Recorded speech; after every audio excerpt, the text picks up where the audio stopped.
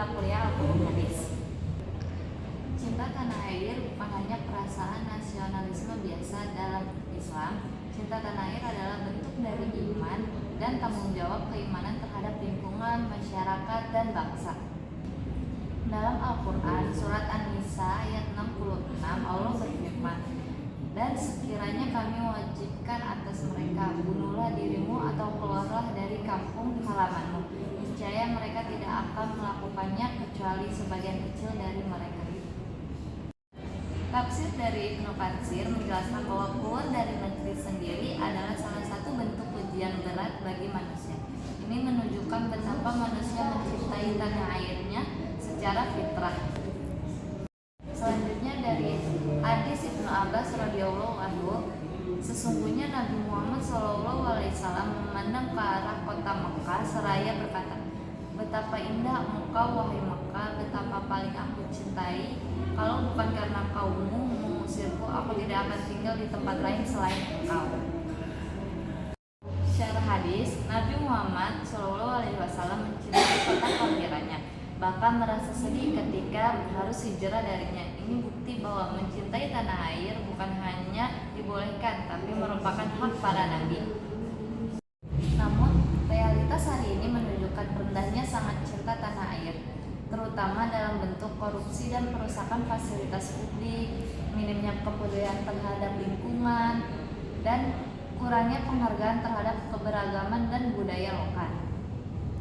Solusi dalam Islam, pendidikan akidah dan wawasan kebangsaan. Al-Quran mendorong umat Islam untuk berbuat baik di tempat tinggal mereka. Surat Al-Qasas ayat 77, "Dan berbuat baiklah sebagaimana Allah telah berbuat baik kepadamu." Dan tafsir menurut Al-Baghawi, ayat ini berlaku untuk seluruh bentuk kebaikan termasuk menjaga tanah air dan masyarakatnya, menjaga amanah dan negara. Hadis Nabi SAW, "Setiap kalian adalah pemimpin dan setiap pemimpin bertanggung jawab atas yang dipimpin." Hadis riwayat Bukhari dan Muslim. Hadis ini menjadi dasar bahwa menjaga negara dari korupsi, kerusakan, dan kehancuran adalah bagian dari tanggung jawab iman. Yang ketiga, menumbuhkan rasa syukur atas nikmat negara. Allah Subhanahu wa Ta'ala berfirman, "Makanlah dari rezeki yang diberikan Allah kepadamu dan bersyukurlah kepadanya. Negaramu adalah negara yang baik dan Tuhanmu adalah Tuhan yang Maha Pengampun." Surat As-Saba ayat 15. Nah, di sini Islam mengajarkan bahwa bersyukur atas negara yang aman dan subur adalah bentuk cinta tanah air. Selanjutnya, pandangan Islam tentang cinta tanah air. Dalam Islam, cinta tanah air adalah bagian dari iman karena ia mencerminkan syukur, tanggung jawab, dan komitmen terhadap tempat kita berjuang di negara.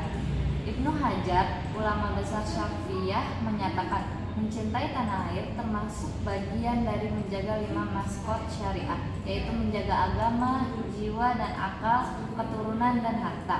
Menurut Imam Al-Ghazali menyebut dalam Ihya Ulumuddin bahwa tempat tinggal yang aman dan sejahtera merupakan bagian dari nikmat Allah yang harus dijaga dan disyukuri. Dalam Cendekia Muslim yang terakhir, Buya Hamka juga mengatakan agama dan nasionalisme tidak perlu dipertentangkan. Cinta tanah air adalah bagian dari keimanan bila dipahami dalam semangat membangun dan menjaga.